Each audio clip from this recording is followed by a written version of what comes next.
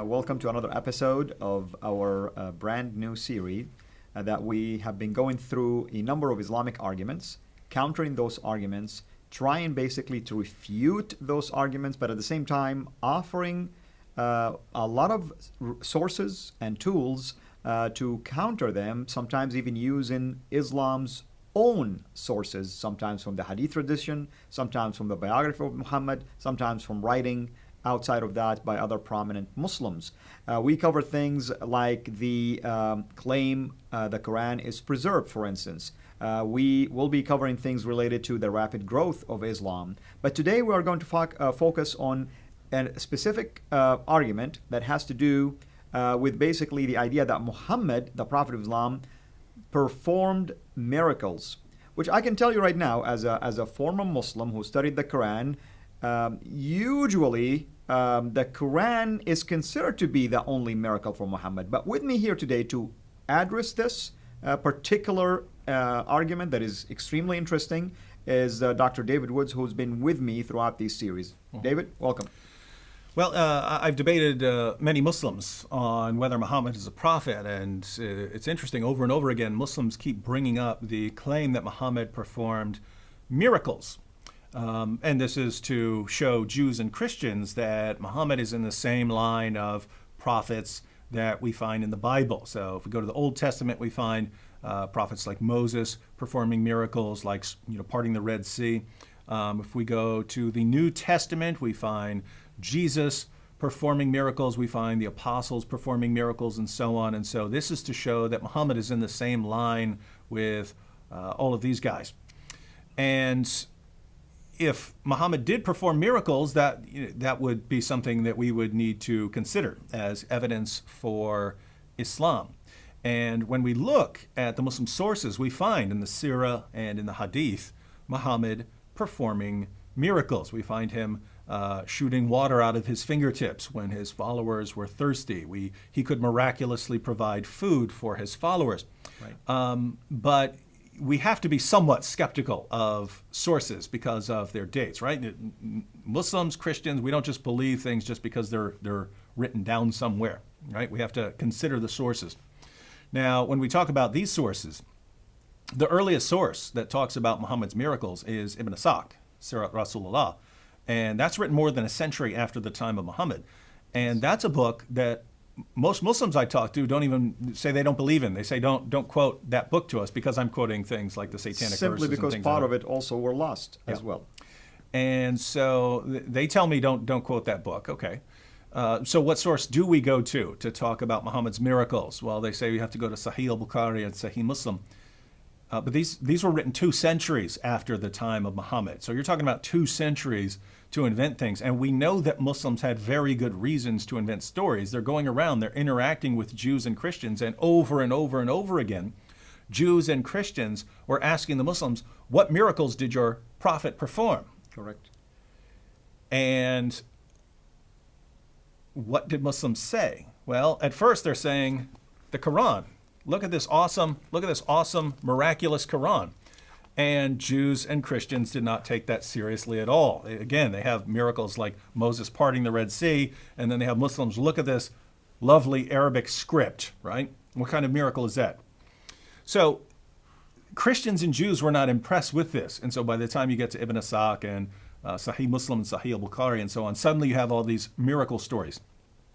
So we would have to be skeptical. We would have to be skeptical already just by the late date of the sources, especially when Muslims had every reason to invent stories about Muhammad performing miracles. And don't forget, the entire reason for putting the hadiths into written collections was that there were so many false stories circulating about Muhammad, right? There were, Bukhari, the great hadith collector Bukhari, had to go sifted through literally hundreds of thousands 600,000 of stories. He went through hundreds of thousands of stories to get to what he considered the most reliable, the most authentic. Which is 7,000 only. So most of it he regards as fabrication. So these stories grow up in an atmosphere where Muslims are inventing all kinds of false things about Muhammad in order to justify their positions. So this is the community that says, oh, and by the way, he performed miracles. We're making up stories, we're lying about all kinds of things, and Muhammad performed miracles. Very difficult to take that seriously. That's correct. But there's an even bigger problem for Muslims, namely the Quran over and over again talks about Muhammad being asked why he couldn't perform miracles. And the response is never, what are you talking about? Muhammad's performing miracles all the time. What are you talking about? He's performing miracles all over the place. Let's look at what the Quran says. We'll go through several passages where people during Muhammad's time, this is how we know that Christians and Jews were challenging Muslims as the Muslims went out and preached, because even when Muhammad was preaching himself, people are constantly challenging him. Why can't you perform a miracle? Why can't you do anything miraculous that might make us believe in you? So let's read through some of the passages on what the Quran says about this. So chapter 6, verse 37 of the Quran, and they say, the unbelievers say, why has not a sign been sent down to him from his Lord? Say, surely Allah is able to send down a sign, but most of them do not know. Notice, why hasn't a sign been sent down? Well, Allah is able to. Well, we would all agree that God can send signs. The question was, why doesn't he send down one for Muhammad? Notice, if Muhammad had been performing miracles, and they ask, why has a sign not been sent down to him from his Lord? The appropriate response would have been, what are you talking about? He just did a miracle last week. There were like 80 people who saw it, Exactly. something like that. It will be reported. But over and over again, this is what we find. Let's look at Surah 10, verse 20. And they say, why is not a sign sent to him from his Lord? Say, the unseen is only for Allah. Therefore wait. Surely I too, with you, am of those who wait. So why doesn't a sign come to Muhammad? Why doesn't Muhammad have a miracle? Because the unseen things are only for Allah. We don't know why he doesn't send a miracle. Again, if Muhammad had been performing miracles, why not? Oh, by the way, Muhammad performed miracles all the time. Why do you guys keep asking for miracles when he's been performing so many? Surah 11, verse 12. Then it may be that you will give up part of what is revealed to you, and your breast will become straitened by it, because they say, why has not a treasure been sent down upon him, or an angel come to him? You are only a warner, and Allah is custodian over all things. So why hasn't a miracle come down upon Muhammad? Because Muhammad is only a warner. Surah 13, verse 7. And those who disbelieve say, why has not a sign been sent down upon him from his Lord? You are only a warner, and there is a guide for every people.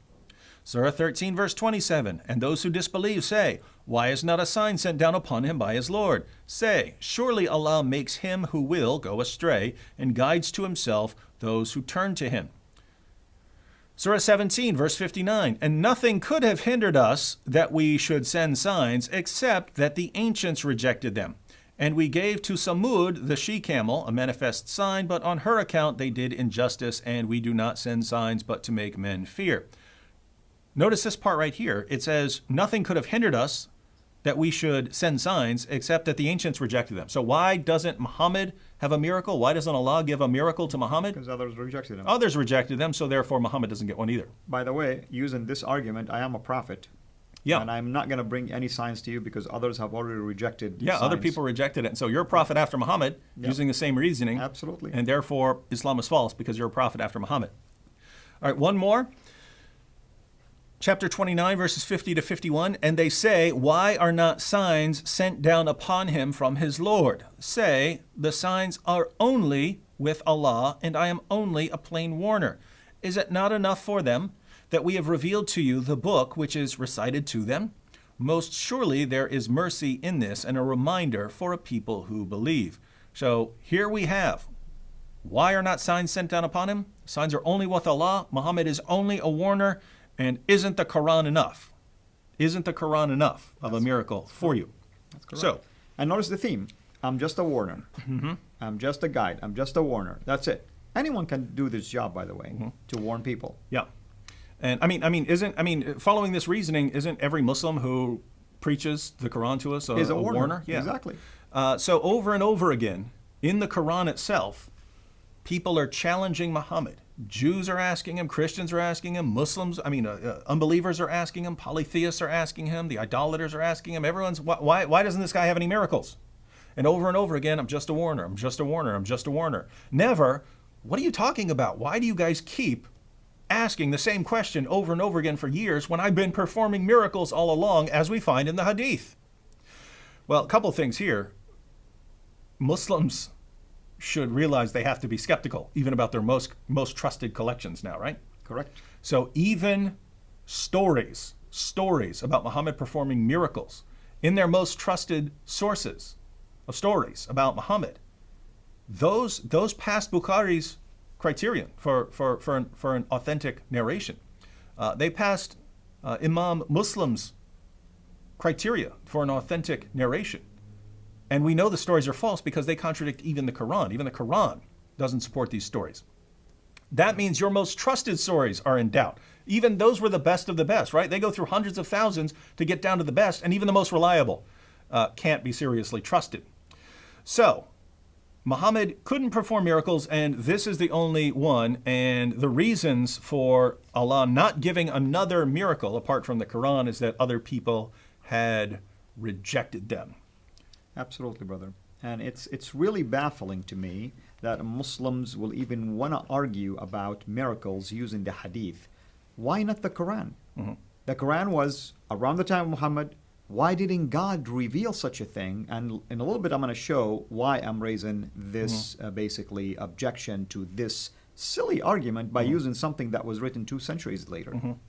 And so Muslims, by the way, do try to take that approach. They try to argue that there are miracles in the Quran, but they're only interpreting these as miracles because they're interpreting them in the light of these later sources and not of what the Quran actually says. So we'll look at the 2 examples they have. Muslims have 2 examples that they pull from the Quran to show that Muhammad did perform miracles according to the Quran. Now there's an obvious problem here. If in these verses Muhammad is performing a miracle, then that would be yet another example of a contradiction in the Quran, because all these other verses deny that Muhammad could perform miracles, and the Quran is his miracle. That's correct. So, but let's take chapter 29 of the Quran, verses 50. Chapter 17, verse 1. Surah Al-Isra. Yeah. Chapter 17, verse 1 of the Quran. This refers to Muhammad's night journey. Glory be to him who made his servant to go on a night from the sacred mosque to the remote mosque, of which we have blessed the precincts, so that we may show to him some of our signs. Surely he is the hearing, the seeing. So this Muhammad going from Mecca to Jerusalem, and this is supposedly an example of a miracle. Now, the problem, of course, right off the bat, is that Aisha herself, in Ibn Ishaq and other sources, was asked about Muhammad's night journey, and she said he was in bed the entire time. So this is not Muhammad miraculously being taken away and him disappearing from Mecca and being taken to Jerusalem and so on. This is Muhammad getting some sort of vision, right? Some sort of vision. Correct. And if I may add also, Dr. Wood, a miracle is intended for others to see it. Mm-hmm. So his own wife said he was asleep. But even let's assume he left the room. Nobody saw this. Yeah. No one said, I saw something unusual, al-Buraq. I saw the Prophet fly in somehow. Yeah. I saw an angel. I heard voices. None of that. And that's by itself is a problem. Number 2, we know historically that the Far Mosque, the Dome of the Rock, wasn't built until 691. So this very verse is problematic anyway in terms of proving that the Quran was tampered with later. Mm-hmm. And so you hit the nail right on the head there. It makes no sense for someone to say, "Hey, I was taken on a journey." No one saw it, but I was. Trust me on this one. I was taken on a journey. So best case scenario, you could say, well, the Quran says it, but no one sees it, and so it's basically Muhammad saying that he went on a journey. And oh, by the way, it's just some sort of vision. So this would be like me saying, "Hey, I had a dream," or something like this. I had a dream, and it's I went away to some great place and stuff like this. Therefore, it's a miracle, and I'm a prophet. No, we're asking, why don't we find miracles that could be confirmed? So notice, this just fits in with everything else. It's Muhammad is not doing any miracles that anyone can confirm. That's why they keep challenging him. And Allah says, well, people aren't going to believe it anyway, so I'm just not going to send them. And like you said, Dr. Wood, this is a vision. This is not a miracle. Mm-hmm. A more common one, because we do find this one in the Hadith, and Muslims think that this passage of the Quran supports it. But chapter 54, verses 1 through 2, the hour of judgment is nigh, and the moon is cleft asunder. But if they see a sign, they turn away and say, this is but transient magic. So, the moon is cleft asunder. There are stories in the hadith about Muhammad going out and splitting the moon in half, and the unbelievers see it and so on. And so this is the miracle, and it's right here in the Quran. Now, what's the problem? Well, if you read this passage, this doesn't say anything about Muhammad doing anything here. There's nothing about Muhammad. There's nothing about Muhammad going out and saying that this is his sign or something like this. This doesn't say anything about what went on here, or even that this is some past event. And so you can only conclude that this is talking about Muhammad miraculously doing anything by reading the hadith and saying, oh, what the hadith talk about here, this is referring back to this, rather than that story in the hadith evolving out of this passage of the Quran. And even in Muslim commentaries, we find that there are multiple interpretations of this verse which don't involve Muhammad doing anything miraculous. So this is Yusuf Ali's Quran, right? And he adds 3 interpretations of here. He says that maybe they're all true, and he does believe that this refers to Muhammad miraculously splitting the moon. But he notes 3 explanations are given, and perhaps all 3 apply here. One, that the moon once appeared cleft asunder in the valley of Mecca within sight of the Prophet, his companions, and some unbelievers. 2, that the prophetic past tense indicates the future, the cleaving asunder of the moon being a sign of the judgment approaching. That's actually what it sounds like to me, that it's referring to a future event. Notice the hour. Apocalyptic event, exactly. Yeah, the hour is near and the moon is cleft asunder, exactly.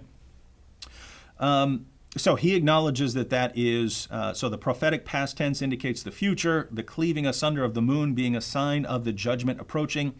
And 3, that the phrase is metaphorical, meaning that the matter has become clear as the moon. Now, he believes, based on people, if they see a sign, they turn away and say, this is but transient magic. So the unbelievers are denying the miracle. But notice, it says, if they see a sign. If they see a sign. That fits in perfectly with the other passages of the Quran.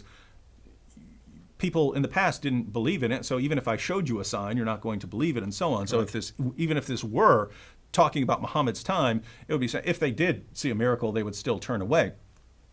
But as far as this sort of language here, you even find it in other passages of the Quran. So I'll start off reading the beginning of Surah 75 here. Allah says, I do call to witness the resurrection day, and I do call to witness the self-reproaching spirit. Does man think that we cannot assemble his bones? Nay, we are able to put together in perfect order the very tips of his fingers. But man wishes to do wrong even in the time in front of him. He questions when is the day of resurrection. At length, when the sight is dazed, and the moon is buried in darkness, and the sun and moon are joined together, that day will man say, where is the refuge? Notice this, the moon is buried in darkness, the sun and moon are joined together. The Quran uses this kind of language over and over again. So when it's talking about the moon being cleft asunder, and it says that this is a sign of the approaching judgment and so on, the judgment is near, it sounds like that's referring to apocalypse, not something that's happening during the time of Muhammad to confirm his prophethood. But I mean, at the end of the day, there's not one word about Muhammad doing anything. That's correct. Best case scenario for Muslims, according to the passage, you'd say people saw some event and didn't take heed about what they should believe about God and didn't take heed that the judgment is near or something like that. Nothing about anything happening here that would confirm Muhammad as a prophet. So when we read the Quran from beginning to end, there isn't one single word about Muhammad performing a miracle or Muhammad having anything to do with a miracle apart from the Quran. And we find over and over and over again, like a beating drum, Muhammad not being able to perform miracles and people constantly asking him why he couldn't perform miracles, and the Quran making excuses, making all kinds of excuses for why Muhammad didn't perform miracles. And so, if Muslims are basing their belief in Muhammad based on the idea that he performed these miracles that we find in the hadiths, well, you really should read the Quran, Muslims, because Muhammad didn't do any of that according to the Quran. And I want to add to what you just mentioned, and thank you for all this detailed reference to Quranic verses. It's interesting because when it came to Muhammad, the Quran keeps insisting that he's just a warner. Yet the same Quran actually mentioned miracles that Moses did, Jesus did. Let me just give you a funny example. You and I know that Muslims are quick to rush to Deuteronomy 18:18 and say, only Muhammad is a prophet like Moses. Yep. Well, here is the Quran's own admission that he is not. In chapter 28, verse 48, this is what it says. Yet when the truth come to them from ourselves, they said, why has he not been given the like of that Moses was given? Which is what? Signs. But did they not disbelieve also in what Moses was given aforetime? In other words, just because the others rejected Moses' sign, I'm not going to give you any. This would have been a perfect opportunity for Muhammad to show that he is indeed a prophet like Moses. What about our Lord Jesus Christ? Even the Quran acknowledged that Jesus himself and his mother, both of them were a sign. And then Jesus himself also long after the ancients had been rejecting other miracles of other prophets. Exactly. And God still kept sending people miracles. Exactly. Why? Because the people who are there are different people from the ones who had rejected the miracles. And many people did believe in Jesus because of his miracles, even though other ancient people rejected miracles. And I'm going to play the devil's advocate here. I'm going to pretend now I am this Muslim that heard you make this argument. I say, well, God usually sends prophets to specific times, and therefore the prophet will use miracles that are only applicable to their time. And Muhammad used the Quran because poems and basically, the linguistic, style of the Quran would have been the perfect counter effect for that. And you're not just making this up. We hear this from Muslims, right? Yeah, we hear this from Muslims. That's the miracle of the time. Well, guess what? If that's the miracle of the time, why do we read over and over again in the Quran people saying, why doesn't he have a sign? Why doesn't he have a sign? Why doesn't he give a miracle? Exactly. Why doesn't he give a miracle? This shows that the unbelievers, whether Jews or Christians or polytheists, didn't view this as a miracle. And in fact, when we look at the Muslim sources, we find many of them ridiculing this idea that Muhammad's revelations are what confirm that he's a prophet. So history shows that people didn't take this argument very seriously. Yes, he apparently won some followers early on who were impressed by his revelations, but that's not how Muhammad won lots of followers, right? When he fled Mecca, he did not have many people. It was only later on when his message changed to, join me, fight the unbelievers. If you die in battle, you go to paradise and get your virgins. If you survive, then you split up the war booty. We'll divide up the female slaves and all their property and so on. That's when Muhammad started winning tons of followers. So as far as the people of his time, very few people found this argument impressive. Exactly. Well, thank you, brother, as always. We appreciate your efforts. Can you give our audience just a hint of the next argument that we'll be addressing? Well, you mentioned earlier on the argument from rapid growth. So next time we could go over the argument that Islam must be true because it's growing so rapidly. Islam's the fastest spreading religion, so it must be the truth. Wonderful. Well, hopefully everyone is enjoying this series. And as I always say, I pray that if you are a Muslim who is watching this, that you would go and examine these sources that we've given you, all the references from the Quran and other sources like the Hadith or the biography of Muhammad, and also the Bible as well. But if you are someone who is ministering among Muslims, we pray that this also will be a useful tool in your hand. Until we meet again, have a blessed day.